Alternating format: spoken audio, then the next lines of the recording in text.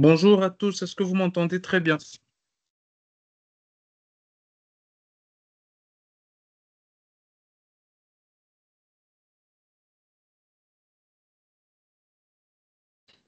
Oui, Carmen, c'est bon.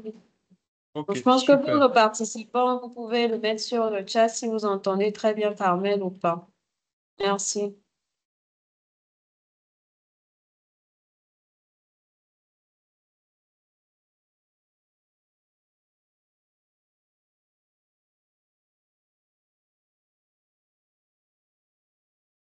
Donc, donnez-nous encore quelques minutes le temps de régler deux, trois petits soucis techniques et on commencera d'ici peu. À tout à l'heure.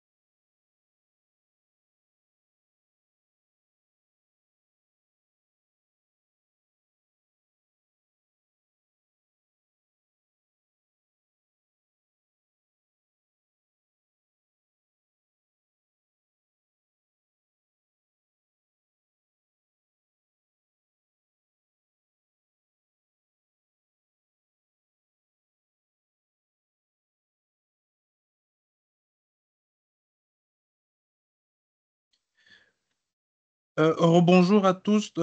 Désolé pour l'attente. Notre consultant a quelques petits soucis techniques pour se connecter au webinaire. Il a des problèmes d'électricité de son côté. Donc, il est en train de trouver une solution pour se connecter, pour nous rejoindre. Donc, désolé de l'attente, mais je pense que d'ici 5 minutes, on va commencer.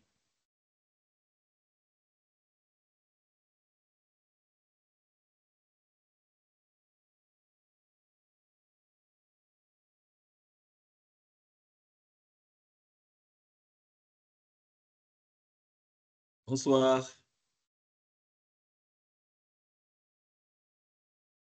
Bonsoir, Joël.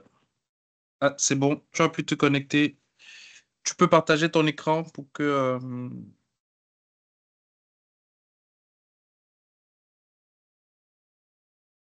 pour des besoins d'économie de bande passante, tu peux couper ta caméra. Hein, c'est pas nécessaire.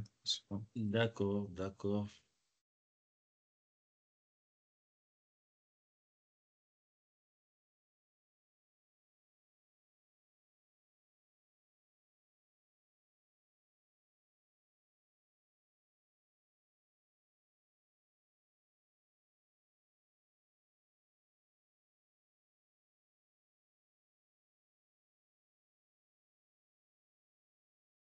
Non, c'est pas le bon. Instant.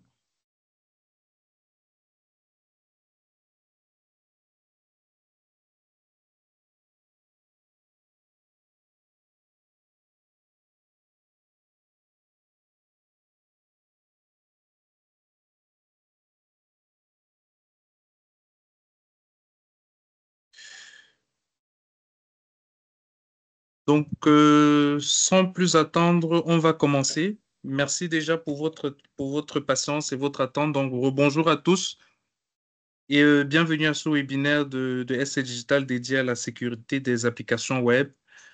Je m'appelle Carmel Bissoué, je suis en charge du marketing chez ST Digital. Et Joël, qui vient de nous rejoindre, est notre consultant cybersécurité qui va présenter ce sujet qu'on estime être d'intérêt pour des entreprises africaines.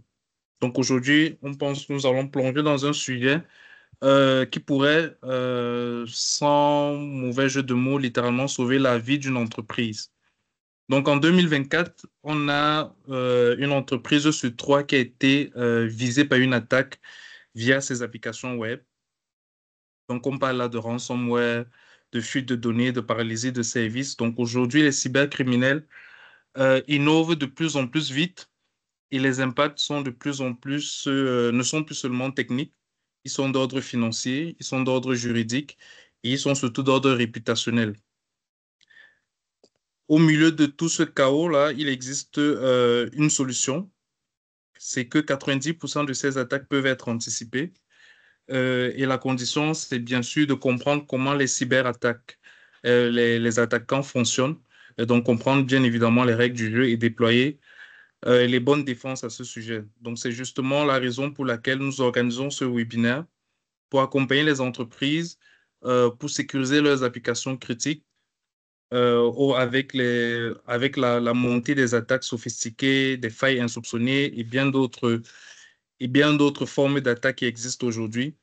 Donc, le message aujourd'hui, c'est dit qu'il y a des solutions qui existent et on a fait le parti pris de vous proposer la solution FortiWeb pour essayer d'endiguer ces formes d'attaques-là.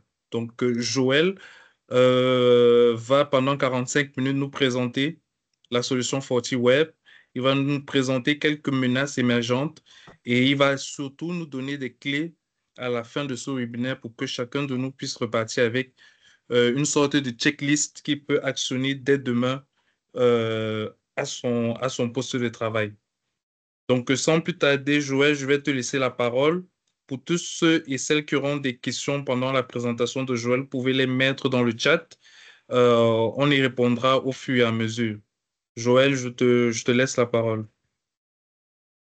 Merci beaucoup, Carmel. Bonsoir à toutes et à tous et désolé du retard qui est indépendamment de ma volonté. On va dire que j'ai réussi à me connecter malgré ce petit retard-là. On va aller droit au but. Aujourd'hui, on est là pour s'entretenir mutuellement sur le comment protéger nos applications web contre les cybermenaces émergentes. Et on va faire une petite démo sur FortiWeb. FortiWeb qui est un WAF, on va le voir dans la suite. Alors, je vais sauter rapidement la présentation de ST Digital parce que vous, nos clients, vous savez déjà qui est ST Digital. La mission de ST Digital première, c'est d'accompagner votre transformation digitale. Et la vision, c'est une qualité de service aux standards internationaux pour un groupe panafricain leader. Donc, on reste en Afrique, mais on produit des services selon les standards internationaux et on n'a pas envié les sociétés de transformation numérique d'ailleurs parce qu'on peut arriver jusqu'à leur niveau. Donc, c'est ça la vision qu'a ST Digital. Qui est ST Digital? ST Digital est représenté dans 6 pays, comme vous pouvez le savoir. Alors, voilà. Donc, les lignes de service, c'est quoi? C'est la transformation digitale, l'infrastructure cloud, les solutions métiers, le travail collaboratif, la cybersécurité et les formations, le capital humain. Il faut capitaliser l'humain et à travers des formations, notamment en conduite de changement, les formations technologiques aussi, Cisco, Fortinet, Microsoft et bien d'autres. Nos partenaires sont Microsoft que je viens de citer, où nous sommes Gold Data Center, Gold Cloud Productivity, Gold Application Integration, Gold Collaboration and Content, Gold Small and Mid-Market Cloud Solution.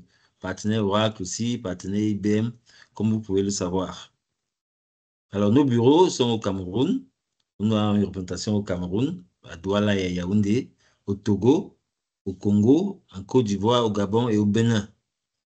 Voilà, nous nous vantons d'avoir le premier data center indépendant Tier 3 en Afrique centrale. Vous connaissez tous les exigences de Tier 3. Ça veut dire que la disponibilité est assurée à 99,98%. Dans le Tier 3, on admet des coupures qui ne vont pas dépasser, qui ne vont pas atteindre 3 heures de temps.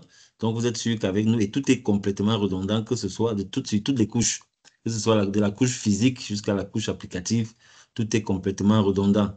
Donc, on peut se vanter d'être les premiers à le faire et vous pouvez nous faire confiance pour héberger vos données et applications sensibles et critiques. Voilà. Pour entrer dans le vif du sujet, on va ajouter d'abord quelques bases et quelques notions. On va se tomber d'accord sur quelques notions, notamment la notion de sécurité. La sécurité, c'est quoi? La sécurité de l'information et c'est la cybersécurité. La sécurité, c'est au sens large. Donc, c'est la protection au sens large. Donc, c'est la protection contre tout type de menaces. Généralement, les entreprises, quand on arrive en entreprise, on fait une analyse interne et externe pour dégager tout ce qui est menace. Parce qu'on va définir la sécurité comme étant toute atteinte à l'intégrité. Toute atteinte à l'intégrité d'un domicile et atteint quand un individu s'introduit et pose des actes, vole des objets. On peut là, la sécurité, l'intégrité de domicile est atteinte. Donc, quand on fait une analyse interne et externe, c'est pour dégager ce genre de menaces-là. Généralement, on utilise des outils connus comme Pestel. Pestel qui va nous aider à faire une analyse politique, économique, sociétale, technologique, environnementale et légale. On fait une analyse interne avec les méthodes SWOT qui va nous permettre de dégager les forces, les faiblesses, les opportunités et les menaces. Ça, c'est ce qui est sécurité. Mais dans dans cet océan qu'on appelle sécurité, il y a la sécurité de l'information qui va consister à assurer que les informations vont rester confidentielles, que les informations vont rester intègres et qu'elles seront toujours disponibles.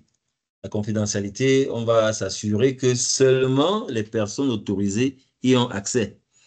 Alors, l'intégrité, c'est de s'assurer qu'elle n'est pas modifiée de façon inappropriée. Ça veut dire celui qui modifie a l'autorisation de modifier et que cette modification a été validée. Maintenant, la disponibilité, ça va être qu'elle soit accessible à tout moment et à partir de n'importe quel endroit. De ce côté disponibilité, confidentialité, intégrité, vous pouvez faire confiance à ST Digital, notamment à notre data center. Comme on l'a vu tout à l'heure, un tiers 3 est hautement disponible. Maintenant, c'est quoi la cybersécurité? C'est une branche de la sécurité qui va se concentrer sur les cybermenaces. Donc, les cybermenaces, c'est quoi? Il faut comprendre qu'à l'époque, on s'arrêtait à la sécurité de l'information parce que on était dans les règles de 80-20. À une certaine époque, on supposait que 80% du trafic était interne à l'organisation et qu'on n'avait que 20% du trafic qui allait à l'extérieur. Et donc, la sécurité était beaucoup plus focus sur l'interne. Donc, on sécurisait beaucoup plus l'organisation en interne. Aujourd'hui, on est dans l'inverse. On est plutôt dans le 20-80, où on a beaucoup plus de trafic qui va vers l'est, qui va et qui vient de l'extérieur. On a déjà nos applications métiers qui sont stockées vers l'extérieur. On a les collaborations avec nos fournisseurs à qui on ouvre des sockets, à qui on ouvre des portes pour pouvoir accéder à notre système d'information. On fait des extranets. En ce moment, les menaces qui viennent de ce côté-là, les cyberattaques, il faut s'en prémunir. Donc, la cybersécurité, c'est ça. C'est la petite branche de la sécurité de l'information qui va se consacrer et consacrer aux cybermenaces. Alors, les cybermenaces émergentes, c'est quoi? C'est toutes les techniques et toutes les attaques qui viennent de l'extérieur. C'est qu'on parle de cybermenaces. On me dit émergente parce qu'à tout ça, on a ajouté tout ce qui est intelligence artificielle. Donc, quand on parle aujourd'hui du ransomware, l'actualité, tout le monde connaît l'actualité avec The Harvest. The Harvest. The Harvest, c'est une société d'édition de logiciels en France qui a été récemment foudroyée par un ransomware et qui a paralysé complètement beaucoup de systèmes. Si on sait que The Harvest est éditeur de logiciels du secteur bancaire et qu'il occupe plus de la moitié des banques et assurances en France, on peut comprendre l'ampleur qu'a eu ce ransomware-là. Et aussi les techniques de social engineering qui va consister à amadouer une personne pour pouvoir, pour qu'il pose un acte qui va permettre l'inclusion d'un malware dans le système. Il y a j'en parlais tout à l'heure, les supply chain vulnerability, c'est-à-dire que parce qu'on a notre chaîne de fournisseurs, quelqu'un peut infecter l'une des chaînes de fournisseurs là, et puis notre système ça trouve affecté. On a soupçonné beaucoup de nations, notamment les Chinois, de fabriquer des dispositifs, des collecteurs qu'ils injectaient dans des équipements ménagers, notamment la plupart du temps c'était les ampoules. Les ampoules là, le néon avait une capacité de collecter des données et puis, le jour où il est connecté, il va rapatrier les données là vers le serveur distant qui généralement se trouve en Chine. Bon, on a aussi les attaques de 0D, c'est-à-dire les attaques où la contre-mesure n'est pas encore connue, où il n'existe pas encore de patch, qui sont les attaques très, très dévastatrices, parce que justement, on ne sait pas si c'est une attaque ou pas. Des fois, on l'accepte comme ça par ignorance. Et c'est quand les dégâts sont là qu'on a les larmes aux yeux. Ensuite, on a les Advanced Persistent Threats que je venais de citer, qui consistent à injecter sur des fois les cartes mères des ordinateurs. On va planter un collecteur, soit c'est un module d'écoute, soit c'est un module de collecte d'images et de vidéos. Et puis, ça reste planté là-dedans, la carte mère. Vous achetez l'équipement. Il peut rester là des années, il fait son travail. Le jour où vous vous connectez, il rapatrie les données. Il est vraiment, on a accusé la Russie et la Chine, notamment d'avoir utilisé cette technique-là pour certains équipements qui ont été installés au Pentagone. Donc, on peut voir un peu l'ampleur quand on parlait des menaces émergentes. Alors, comment faire face à tout ça? Pour faire face à tout ça, il y a tout un écosystème de la sécurité de l'information. On dit que c'est l'ensemble de personnes qui sont soit des pentesters, soit des équipes de SOC, soit les équipes de réponse aux incidents, soit les hackers éthiques, soit les responsables de la sécurité de l'information. C'est cet ensemble de personnes et de technologies. Les technologies aujourd'hui, on parle de pare-feu, on parle de gestionnaires d'événements, on parle des IDS, notamment les IDS de nouvelle génération et les IPS de nouvelle génération.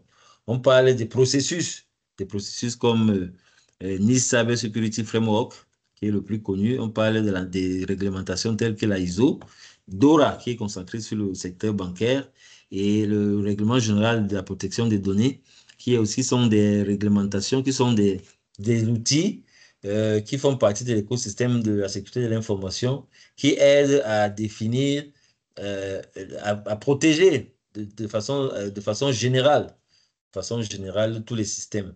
Donc, voilà un peu. Aujourd'hui, on va se consacrer sur les pare-feux, parce qu'on est en train de descendre tout doucement pour arriver sur le FortiWeb. Les pare-feux, on en a connu plusieurs. À l'époque, on avait le pare-feu traditionnel qui a vite montré ses limites parce que il ne faisait que du filtrage jusqu'à la couche 4. Ça veut dire qu'il filtrait en fonction des adresses IP, en fonction des ports et en fonction des protocoles. Donc, il s'est limité à ça. Et je me souviens bien, beaucoup d'entre vous l'ont peut-être expérimenté aussi, quand on avait un ASAC traditionnel et qu'il fallait peut-être gérer la bande passante ou alors filtrer, suivant une URL, filtrer Facebook, on se tuait beaucoup dans des recherches, il y avait beaucoup de scripts, des fois ça marchait, des fois ça ne marchait pas, mais ça nous rendait service. C'est très rapidement qu'on s'est rendu compte qu'il fallait passer à autre chose. Et on est passé d'abord aux UTM.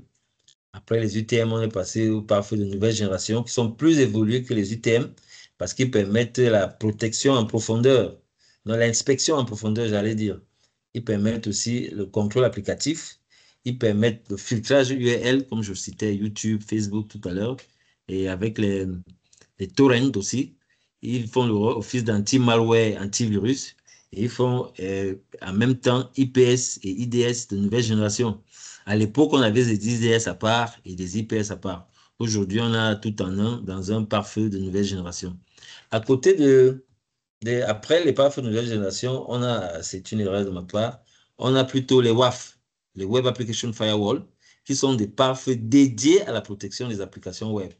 Parce que le pare-feu de nouvelle génération, même s'il fait du contrôle applicatif, il ne va pas te prémunir des injections SQL qui sont très, très dangereux. Il ne va pas te prémunir des cross-site scripting. Il ne va pas te prémunir des DDoS, des Distributed Denial of Service. Donc, il faut rapidement aller vers un WAF qui va permettre de te protéger de tout ce qui est, on dit en gros, le WAF te protège du top 10 de l'WAPS. Donc le WAPS, c'est quoi? Comment je vais dire ça? C'est un framework qui définit, c'est une machine virtuelle qui partit d'un framework qui définit les 10 attaques les plus meurtrières, si je peux me permettre le terme, vis-à-vis des applications web. On va regarder ça tout à l'heure dans la démo. On a 10 attaques, on a le brute force, on a les injections SQL, on a les cross-site scripting. On va voir un peu toutes ces attaques-là. Comment se prémunir de ça?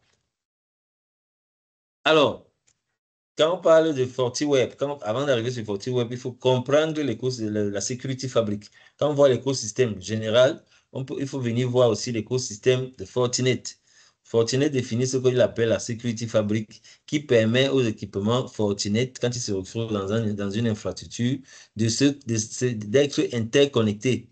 Et ils vont se soutenir entre eux. Si l'un des équipements est menacé, il peut demander le renfort auprès d'un autre équipement et ça permet que la sécurité soit renforcée.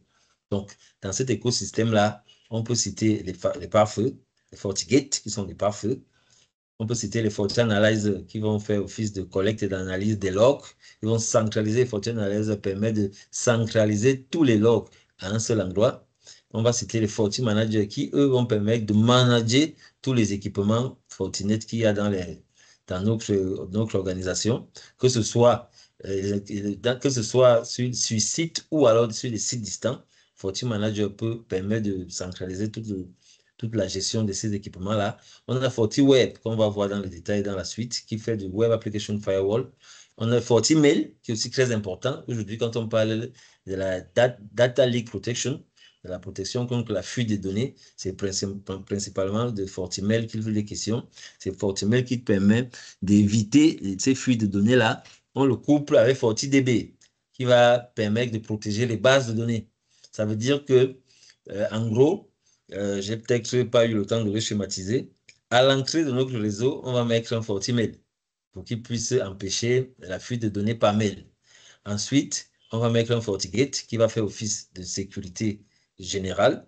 Ensuite, à l'entrée de notre DMZ, c'est-à-dire qu'à l'entrée de nos serveurs de données et d'applications, on met un FortiWeb qui va permettre de protéger ces applications-là contre les attaques du top 10. Et à côté de lui, on met un FortiDB qui va permettre de protéger la base de données qui se trouve dans ces serveurs-là. Ensuite, on peut avoir FortiNAC. FortiNAC, lui, va permettre de gérer les accès au réseau. Ça veut dire que les accès au réseau, ça veut dire que quelqu'un se connecte sur une prise, on va le brider, on sait à quoi il a droit, on va l'orienter comme on veut. C'est généralement FortiNAC qui fait ça. FortiNAC, j'allais dire. Et ensuite, on a FortiSIEM qui permet de gérer la gestion des événements. Est-ce que jusque-là, il y a des questions? On peut répondre rapidement.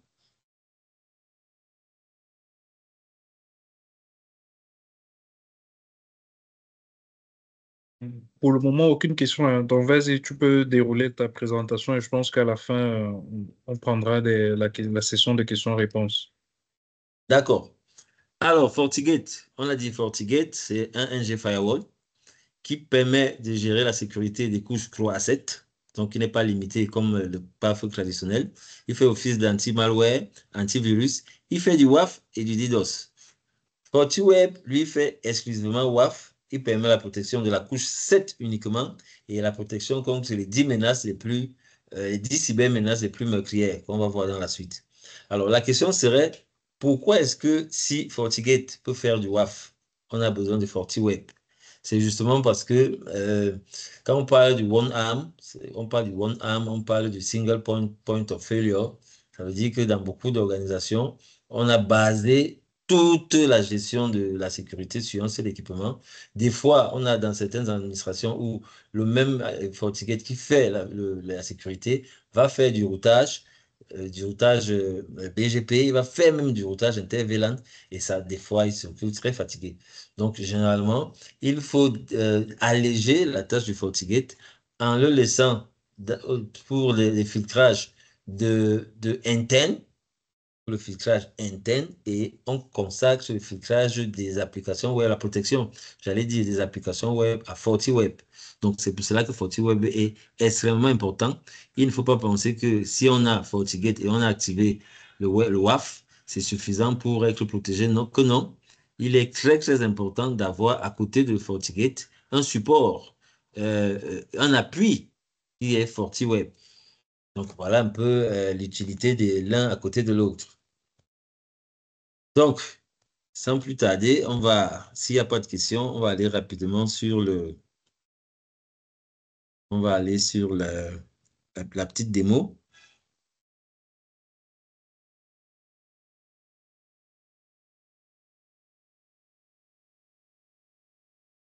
Alors,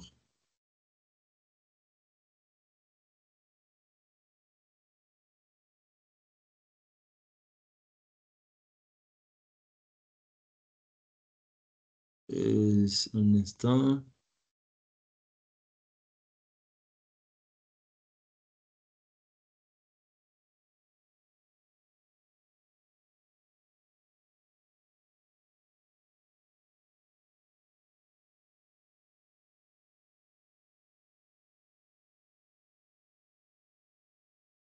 Où il est, où il est. OK, j'espère que tout le monde a mon écran. Alors, ici, je vais d'abord présenter le FortiGate. Je vais présenter le FortiGate.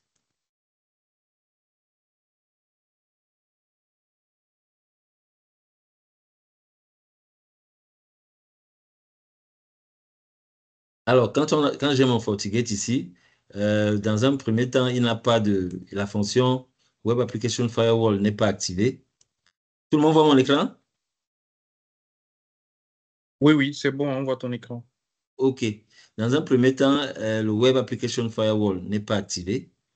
Donc, pour l'activer, je viens dans System, Settings. Non, Feature Visibility. Je peux le faire aussi dans Settings.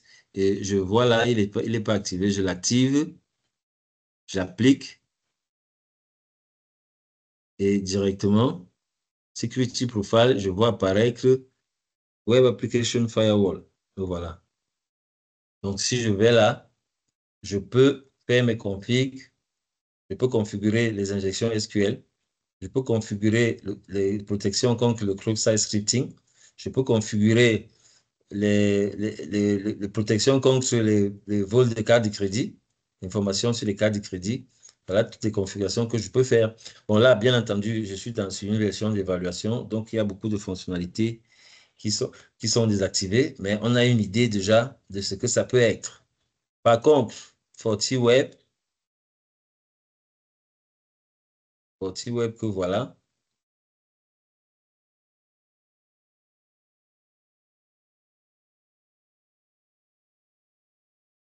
Lui, il est complètement dédié à la protection des applications web. Donc, vous voyez bien ici que on a le Web Protection. Dans le Web Application, on a les attaques connues, on a les APT, on a les cross-site scripting. Quand on parle d'input validation, c'est parce que généralement, quand on parle d'injection SQL, on peut venir injecter une commande. L'injection SQL, ça marche comment? C'est quand un site web est mal conçu, ou bien une application web est mal conçue, on peut venir appliquer les méthodes, injecter du code directement sur l'URL du site web. Donc, on peut mettre, par exemple, color, on peut mettre color, ou bien on met bold là et ça tombe en gras. Donc, pour se prémunir de ça, on va utiliser les input validation. C'est-à-dire dire que on ne peut pas venir injecter un code HTML sur la page, sur le titre de la page web. On interdit cela. Et maintenant aussi sur les champs de formulaires. Les champs de formulaires, par exemple, quand on va voir les WAPS Top 10 là, les champs de formulaires, si on attend un login, il ne faut pas pouvoir injecter n'importe quel caractère. Il faut interdire, c'est ça qu'on appelle la validation des champs. Donc, ici, vous voyez que lui, il est beaucoup plus dédié. On a les attaques DDoS, on a tout type d'attaques sur les applications web. Alors, la démo va consister en quoi? La démo, on va utiliser OWASP que tout le monde connaît, qui est une machine qui a été sciemment conçue pour être vulnérable à plusieurs attaques. Elle a été sciemment conçue comme ça, pour des fins de test. Donc, quand on parle des top 10 de l'OWASP, les voici, c'est la brute force, les commandes execution, si on va dans brute force. Ici, on peut forcer le mot de passe. Ici, on peut envoyer des commandes. On peut envoyer des commandes directement à un serveur. On a celui-là, on a les captcha qui ne sont pas sécurisés, on a les injections SQL, ainsi de suite. Donc, voilà les 10 attaques dont on parle quand on parle du top 10 de l'OWASP. Alors, pour notre démo, on s'est basé sur quoi? On a notre petite architecture qui est FortiWeb. On a la machine attaquante qui sera Parrot.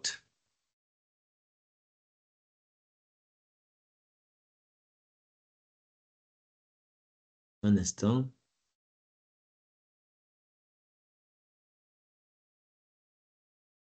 D'accord, désolé. On a FortiWeb, comme je venais de présenter. On a la machine attaquante qui sera Parrot. Et on a la machine cible qui sera WAPS. Donc, dans un premier temps, on va faire une config où on aura directement la machine, la cible qui sera connectée directement avec Parrot. Et on va lancer l'attaque. On va réussir à entrer. Ensuite, on va poser entre les deux FortiGate. On va lancer l'attaque. On va vérifier que l'attaque continue à passer. Et dans un troisième temps, on va poser plutôt FortiWeb et on va faire la nouvelle attaque. Donc, l'attaque va consister en quoi? Et à faire du brute force. On a vu tout à l'heure au WAPS là. Si on vient dans brute force ici, il est vulnérable aux attaques. On va vérifier qu'il est vulnérable aux attaques d'injection SQL. Donc, si on tape le code là et qu'on obtient, les credentials, ça veut dire qu'il est vulnérable. Donc, on fait la vérification. Bon, il n'est pas vulnérable. L'eau. On va d'abord sécuriser un peu. On va ôter la sécuriser. Il est bien à l'eau. Hmm.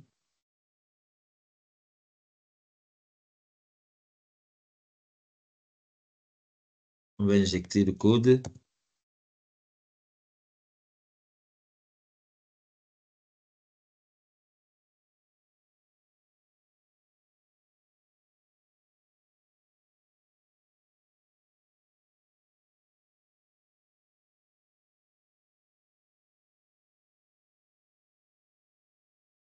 Voilà. Donc, quand on va injecter le code, si on arrive à voir le message Welcome to the Password Protected Area Admin, ça veut dire qu'on sera entré. Alors, si on met un wrong mot de passe, par exemple celui-là, si on obtient ceci, ça voudra dire que l'attaque, l'attaque n'a pas marché. Donc, une fois qu'on a jeté ces bases-là, on va aller sur notre machine Parrot.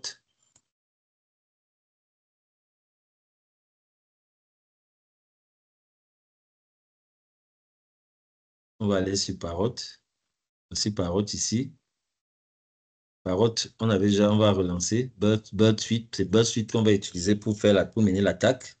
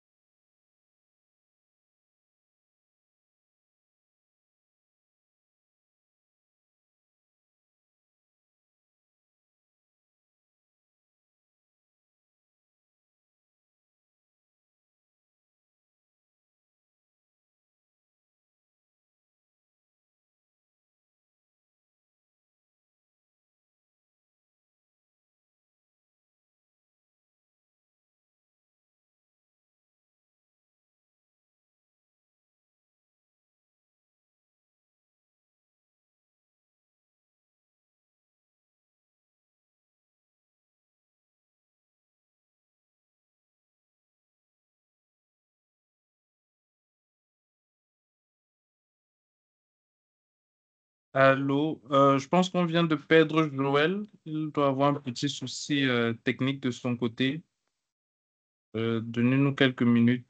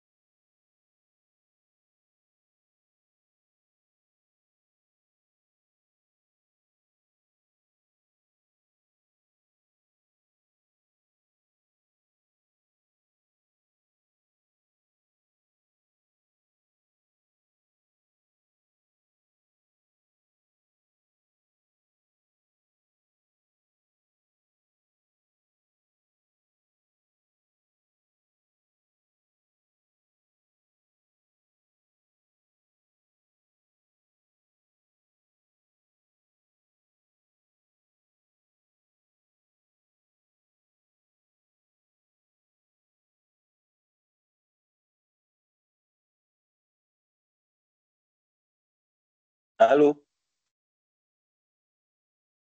Oui, Joël, désolé encore à tout le monde. Donc, Joël a eu un petit souci technique de son côté. Il n'a plus d'énergie.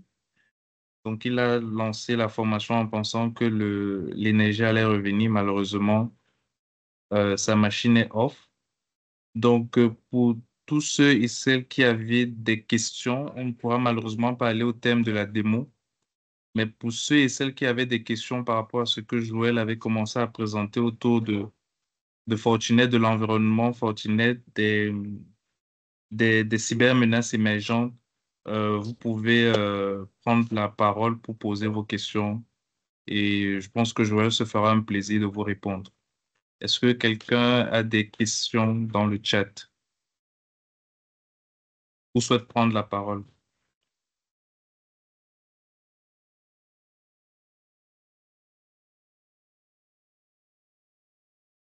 Donc, Joël, on avait une première interrogation dans le chat de Monsieur Abdia Achade qui s'étonnait de ce qu'il fallait cette licence pour sécuriser tout.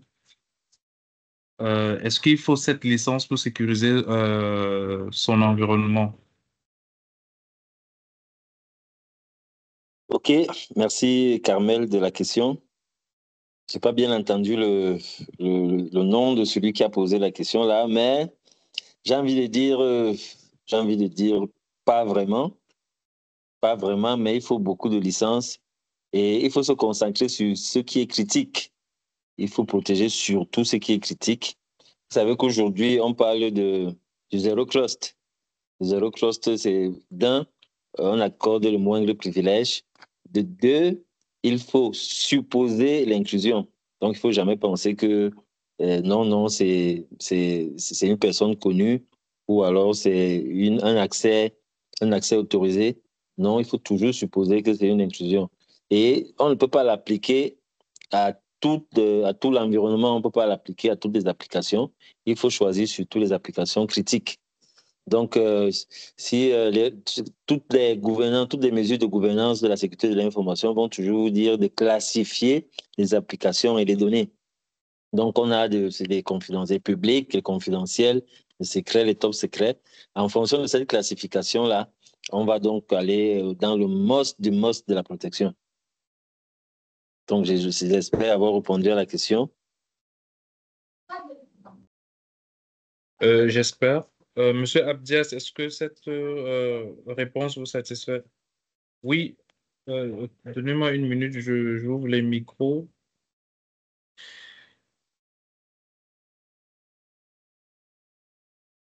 Donc, Monsieur Claude Dilanguet, vous pouvez ouvrir votre micro et poser votre question. Ok, bonjour à tous et déjà merci pour cette présentation qui a été enrichissante. Bon, ma question est de savoir, bon, à peu près comme le précédent a posé la question, euh, est-ce que je voudrais savoir de manière physique, est-ce que le WAF en fait, le FortiWeb, est-ce que c'est un autre équipement physique ou bien c'est un équipement qui s'adosse sur le FortiGate qui est déjà en place. C'est pour savoir si, par exemple, en interne, on a besoin de protéger nos applications parce qu'effectivement, on a une DMZ où on a mis certaines applications web qui ont besoin d'être sécurisées. Est-ce qu'il est nécessaire d'acheter un FortiWAF à part, plus sa licence et installer sur le réseau? Et si oui, c'est quelle architecture? Est-ce que c'est le FortiGate qui vient en premier et puis le FortiWeb qui vient ensuite? Donc, c'est à peu près ça ma question. Merci bien.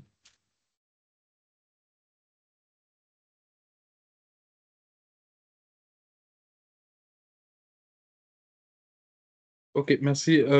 Joël, Voilà, Claude, merci de la question. Alors, si je vais répondre par oui, c'est un équipement à part. C'est un équipement à part qu'on va mettre à l'entrée du switch. Je vais supposer qu'il y a un switch qui gère la DMZ. Il y a un switch à l'entrée de la DMZ. Donc, avant le switch de l'entrée de DMZ, on pose le FortiWeb parce que lui va se consacrer sur les applications. Généralement, l'architecture globale, c'est quoi? Après le fournisseur d'accès, on pose le FortiMail. Donc, on peut poser d'abord un routeur d'extrémité.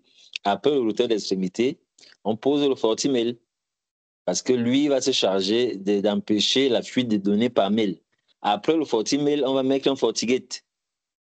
FortiGate sera surtout dédié à la protection de l'infra qui est dans le LAN. Vous savez, quand on parle de la protection par zone, on a bien la zone outside, on a la zone Internet et on a la zone DMZ. On peut avoir plusieurs DMZ, plusieurs outside aussi. C'est vrai qu'avec SD-WAN, on met tout le outside dans un SD-WAN, mais la zone interne, c'est le Forti qu'on met là-bas. Le Forti, c'est bon là-bas. Mais la DMZ, à la sortie de la patte DMZ du Forti, on tombe sur le Forti Web. Et après le Forti Web, on a le switch donc de la DMZ et après on a les serveurs de DMZ. Serveurs qui vont héberger toutes les applications qu'on voudra mettre dans la DMZ. J'espère avoir répondu à la question de Claude. Donc, effectivement, c'est un équipement à part avec sa licence. J'arrive. OK, d'accord. Merci bien. Pas de quoi. Merci Claude pour ta question. Est-ce que quelqu'un d'autre aurait une question, une remarque, une préoccupation en rapport avec le sujet?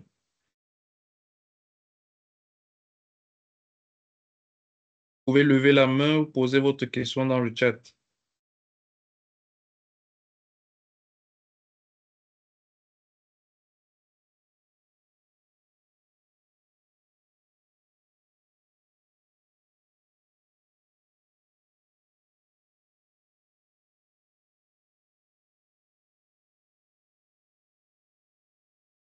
Oui, Madame Arlette, vous pouvez ouvrir votre micro. Joël. Moi, j'étais seulement en tant que support, non? C'est un Joël. Donc, dis-moi, moi, C'est mieux. pas qui doit remettre en fait. Non, il faut remettre. Parce que le prestataire, il n'a pas besoin de ça. Ah bon, elle n'a pas besoin. C'est pas mesure de précaution que j'ai reçu. Non, ça va. Allô, Parce que je Monsieur vais faire son Emmanuel? paiement, mais il y a Ah bon? Ouais. C'est bon avec. Regardez, peut-être pour l'année prochaine.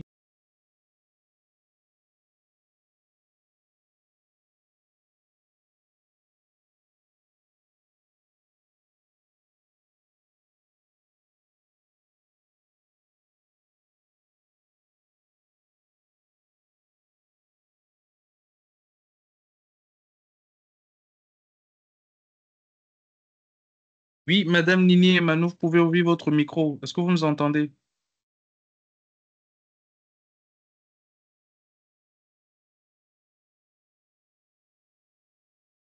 Ok. Bonsoir à tout le monde. Bonsoir. Oui, et s'il vous plaît, ma question est la suivante. Parmi les éléments de renforcement de la sécurité en reliant les produits de sécurité de Fortinet, vous avez parlé de FortiSIM, gestion des événements. Est-ce que vous pouvez expliquer un peu plus, s'il vous plaît?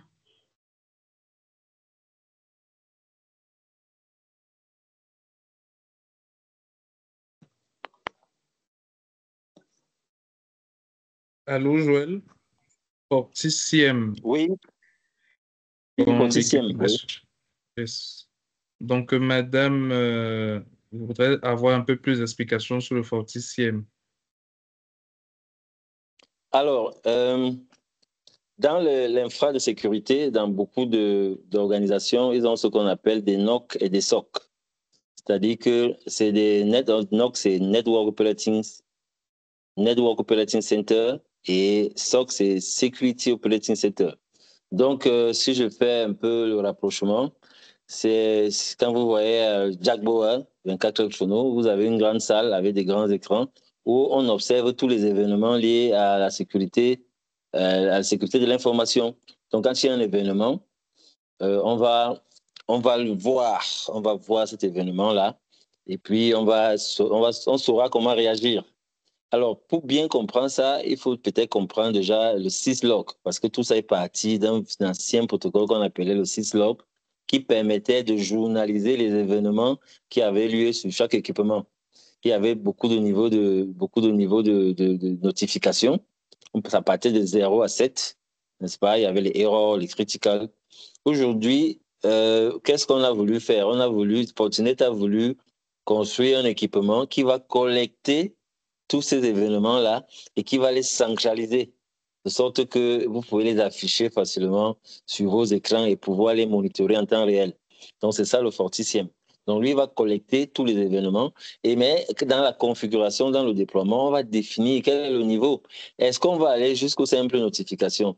C'est-à-dire que si Arlette, qui a la permission d'accéder à un système, quand elle se logue le matin, on a l'événement est stocké et puis transmis à l'équipe SOC, ou alors on va juste définir le niveau de criticité. Est-ce que c'est une tentative de mot de passe ou alors quelqu'un qui a un comportement différent aujourd'hui, différent de celui qu'il avait hier? Donc, quand vous définissez tout ça, le CIEM va collecter ça sur tous les équipements que vous aurez indiqués. Bien évidemment, comme je disais tout à l'heure, il ne s'agit pas d'aller vers tous les équipements, il s'agit juste de choisir les équipements critiques.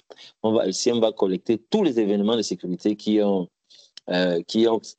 cours là-bas et va vous présenter ça sur les écrans que vous aurez et vous pouvez monitorer ça en temps réel. Est-ce que ça voudrait dire que le SIM se limite seulement aux éléments internes, pas en externe? Alors, la différence entre les deux, c'est est-ce que vous avez fait un routage? Si vous voulez intégrer les éléments qui sont externes, vous devez indiquer, vous devez faire une route. Ça veut dire sur le SIEM, vous lui indiquez la route qui va vers l'élément qui est externe. Alors, si vous voulez l'élément qui est externe lui-même, quand vous avez fini de faire la route, vous devez créer une adresse, vous devez créer un objet et agresser l'objet en question. Si, par exemple, vous êtes à Yaoundé ou à Douala et vous avez un autre site qui est à Garoua. Mais entre vos deux sites, vous avez une interco, soit qui est un MPLS ou je ne sais pas moi. Alors, la route qui va vers Garoua, vous l'indiquez au CIEM et vous indiquez l'objet précis en créant ce qu'on appelle une virtual IP sur cet objet-là et il va le monitorer aussi. Donc, ça, que ce soit interne ou externe, aujourd'hui, il n'y a plus de limitation d'interne ou externe. Il s'agit de faire juste la route et la règle de sécurité et l'adresse virtuelle. Ensuite, on fait un mappage entre l'adresse NAT et l'adresse virtuelle pour qu'on puisse joindre l'équipement lui-même. C'est bon, Alette? Ok, c'est bon. Merci. Merci. Je Merci reviens aussi. après. D'accord. Merci Joël pour ces éclairages. On a une question dans le chat de M. Miko. Donc, quelle est l'intégration des produits FortiGate avec Azure de Microsoft? Est-ce produit procure plus de sécurité que Azure Premium sur une plateforme Azure? Je n'ai pas compris la fin de la question. Est-ce que L'intégration? oui, c'est l'intégration des produits FortiGate avec Azure de Microsoft. Est-ce qu'il y a une intégration possible déjà entre ces deux Oui. éditeurs? Voilà. Alors, il y a une intégration possible, c'est parce que malheureusement, l'ordinateur s'est éteint. Quand vous êtes dans le FortiGate et que vous voulez connecter des fabriques, vous avez des connecteurs internes. Ça veut dire qu'automatiquement, quand vous avez activé le Security Fabric sur l'équipement Cisco, FortiGate, j'allais dire, il va reconnaître l'équipement tout seul. Mais quand il s'agit d'un autre, de Cisco ou Azure, vous utilisez des connecteurs externes. Aujourd'hui, personne ne veut rester, ne fonctionner en vase clos. Chacun ouvre toujours une porte vers un autre éditeur ou un autre fabricant pour que son équipement continue à être interopérable. Donc, effectivement, il y a des connecteurs externes dans le FortiGate qui te permettent d'intégrer, que ce soit Azure, que ce soit Cisco ou toute autre technologie. S'il y a une technologie qui vient de naître et que tu as, les bons abonnements, hein, tu vas pouvoir télécharger le connecteur qu'il faut pour lui. J'espère que je réponds à la question. Effectivement, on peut intégrer les outils, la plateforme Azure dans FortiGate avec les outils FortiGate grâce à un connecteur externe. C'est comme ça que ça s'appelle dans FortiGate. OK. Merci. Merci beaucoup. Donc, on avait encore une autre question de Madame Dengue qui demandait quelles sont les menaces émergentes les plus préoccupantes aujourd'hui pour les applications commerciales, notamment en matière de sécurité des données clients et de protection contre les attaques ciblées comme l'injection ou le phishing évolué. Tu peux me redire la question? Donc, Quelle est je reprends. Les Mhm, menaces émergentes les plus préoccupantes pour une application commerciale, notamment en matière mhm. de sécurité des données clients et la protection contre les attaques ciblées comme l'injection ou le phishing évolué. Voilà. Alors, pour moi, et ça, c'est mon avis, la menace la plus inquiétante aujourd'hui, c'est le ransomware. Déjà, déjà parce que lui, il est très, il est, la motivation déjà, la motivation du hacker, là, le hacker, puis on va l'appeler comme ça, la motivation du hacker étant, étant financière, une motivation étant financière, ils sont très virulents. Ça veut dire qu'il peut mener son attaque pendant beaucoup de temps et il n'est pas, qu'est-ce que j'allais dire, il n'est pas motivé par les intérêts politiques. Lui, son intérêt est beaucoup plus financier. Ce n'est pas un concurrent qui veut venir toucher votre réputation. Lui, son intérêt est financier. Et donc, il va faire le maximum possible pour collecter le maximum de données ou alors pour vous crypter. Bon, ce n'est plus un secret. La CNPS l'a subi l'année surpassée. En début d'année passée, oui, la CNPS l'a subi, où quelqu'un est parti, il est entré dans le système, il a fait évader près de 200 gigas de données.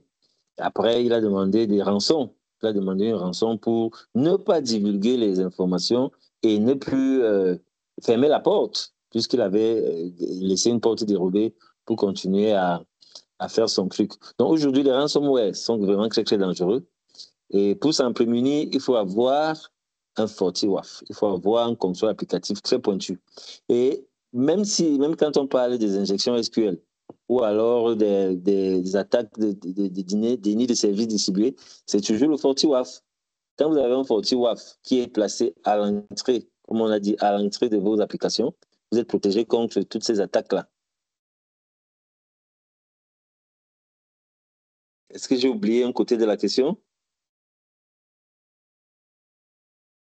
Madame Dengue, est-ce que ça répond à votre problématique?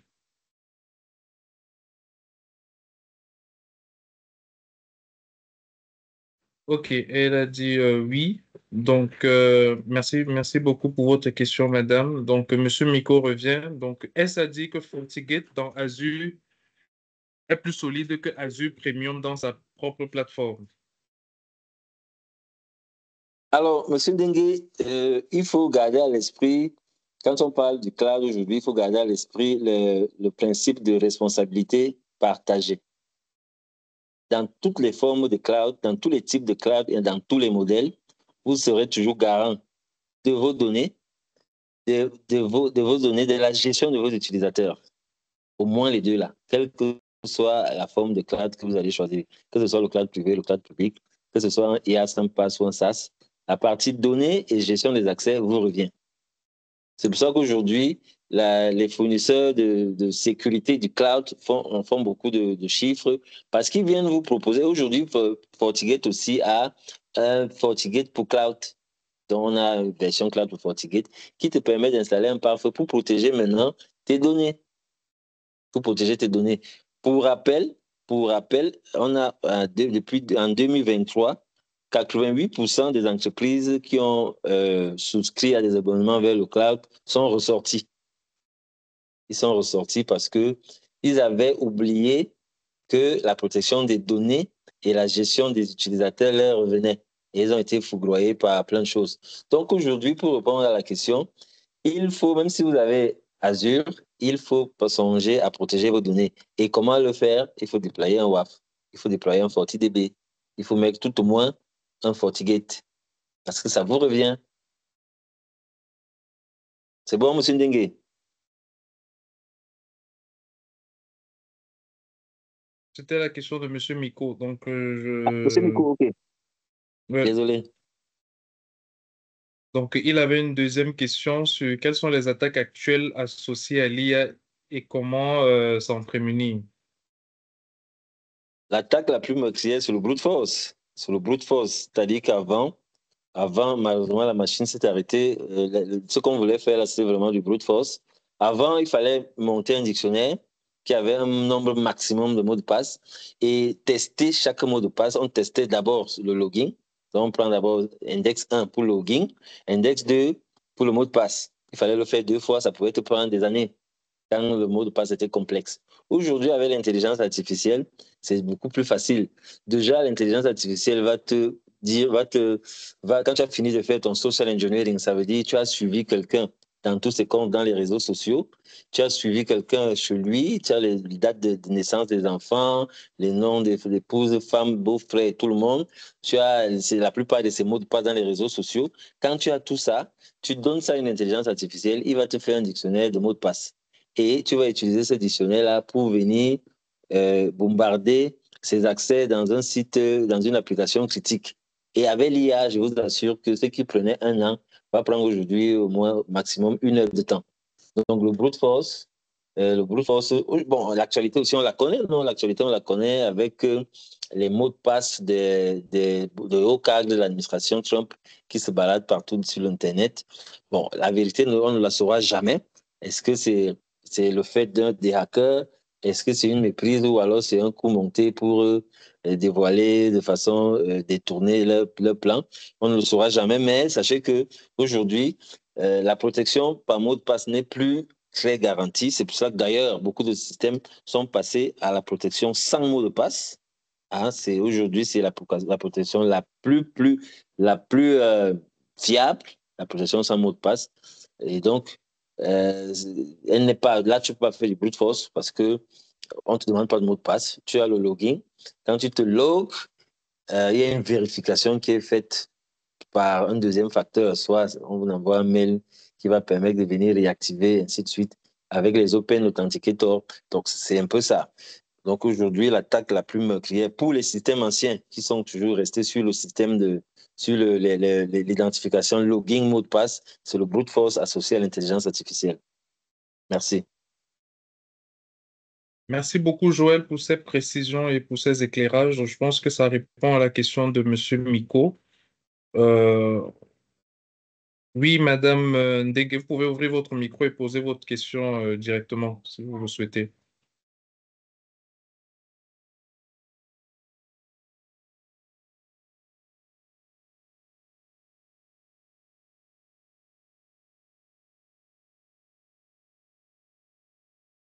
Ah, ok. Bah, je me fais votre porte-voix alors. Donc, Madame Ndenge revient avec une question. Donc, comment votre WAF s'intègre-t-il avec les infrastructures existantes, serveurs web, applications métiers, API, CM, IAM, et quels prérequis techniques ou ajustements sont nécessaires pour garantir une interopérabilité fluide sans impacter les performances ou la disponibilité des services? OK. Alors, je comprends bien la question de Pape dit comme son Banak, je comprends bien sa question. Elle se demande si ce n'est pas un routage supplémentaire. Ben non, ce n'est pas un routage supplémentaire. Ça veut dire, quand on met l'équipement, vous savez que tout pare-feu peut fonctionner soit en mode NAT. Donc là, il ne va pas fonctionner en mode NAT, n'est-ce pas?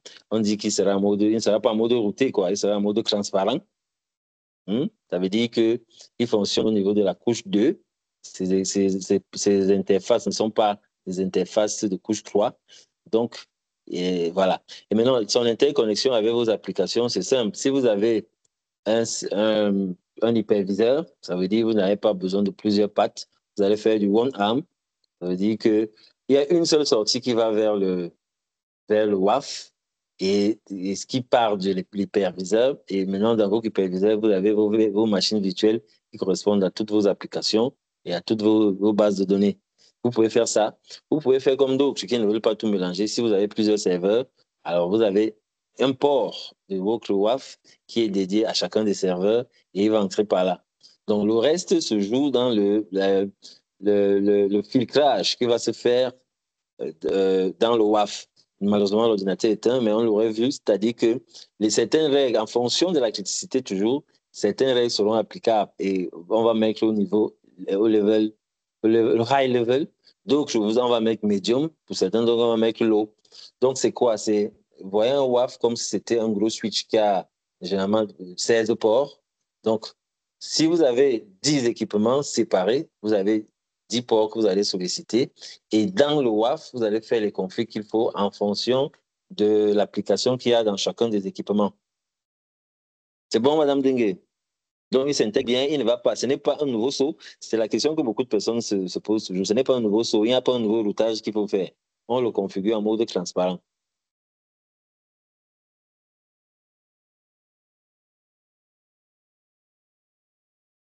Merci. Ok, ça répond à votre question, madame.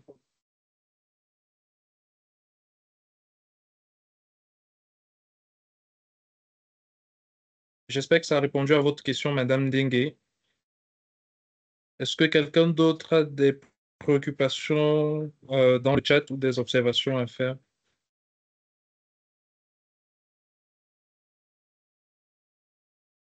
Donc, si personne n'a plus de questions ou de préoccupations, donc il ne va plus que me rester à vous remercier. Un grand merci vraiment à tous et à toutes pour avoir participé à cette... Il y a une main là, oui. Madame Emmanuel, vous pouvez ouvrir votre micro.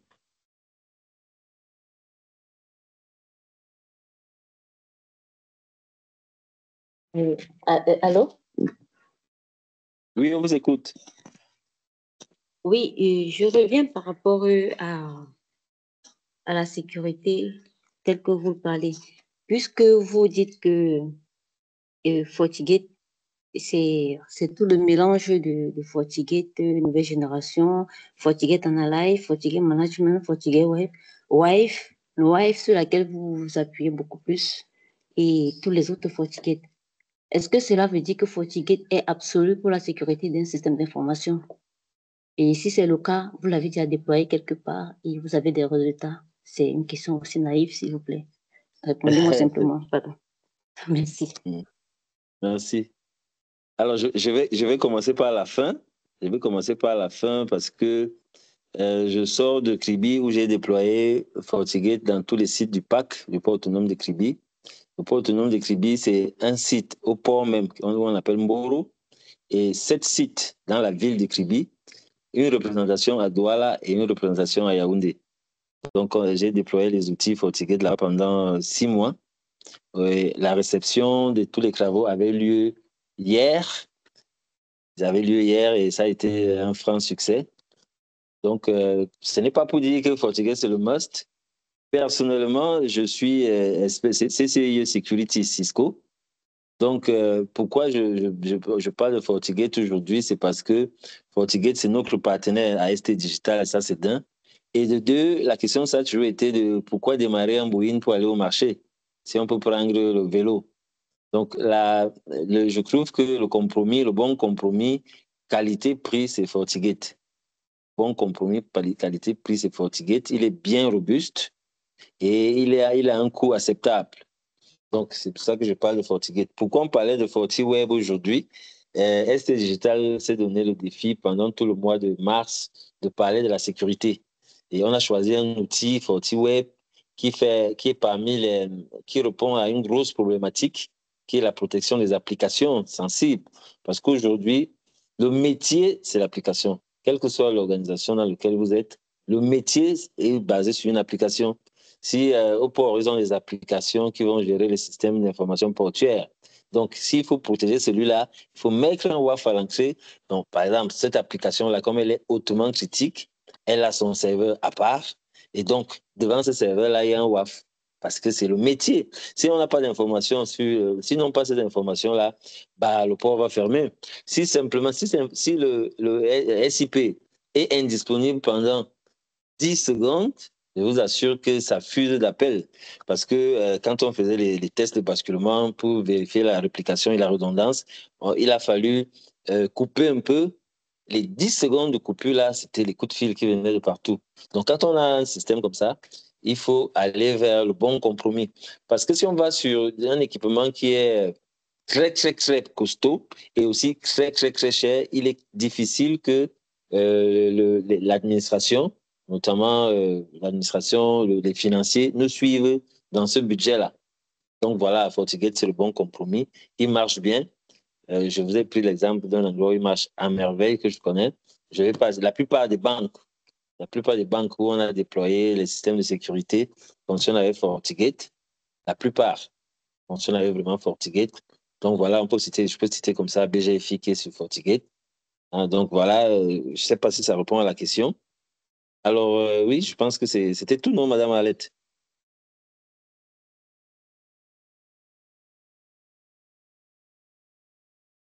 Ok, Madame merci. Arlette, est-ce que ça... OK. Est-ce que vous avez une autre question, une autre préoccupation?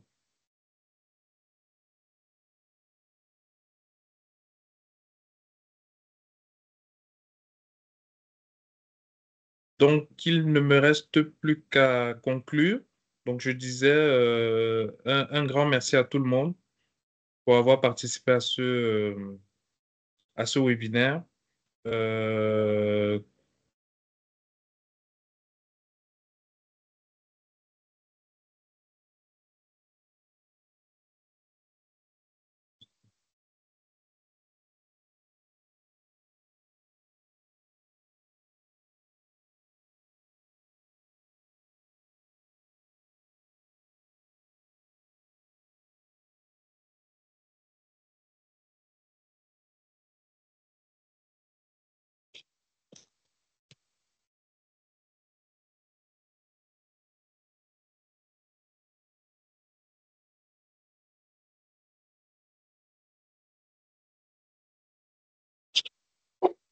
oh, sorry, j'ai fermé. Donc, merci beaucoup à tout le monde pour avoir participé à ce webinaire. Donc, aujourd'hui, on voulait parler de protection des applications web et de vous présenter la solution FortiWeb pour anticiper sur les cybermenaces émergentes que Joël, notre ingénieur en cybersécurité, nous a présenté. Il nous a présenté les cybermenaces les plus émergentes, les plus importantes aujourd'hui dans notre environnement de travail. Malheureusement, on n'a pas pu aller au terme de la démo où on aurait pu voir un peu comment FortiWeb réagit face à une cybermenace. Malheureusement, c'est partie remise. Les entreprises qui aimeraient avoir une session dédiée avec notre ingénieur Joël, vous recevrez un mail de remerciement avec la possibilité de booker un call personnalisé pour échanger avec Joël sur les problématiques de cybersécurité, dont la problématique qu'il a abordée cet après-midi. Autre point également, pour ceux qui veulent rester collés à l'actualité de SC Digital, nous avons lancé une chaîne WhatsApp où vous pouvez retrouver toutes nos actualités, donc nos webinaires, nos offres d'emploi, nos actualités en termes de cybersécurité, de transformation digitale, de formation et j'en passe. Donc, vous pouvez vous abonner à cette chaîne SC Digital pour vraiment rester à l'actualité. Donc, comme je disais, le replay sera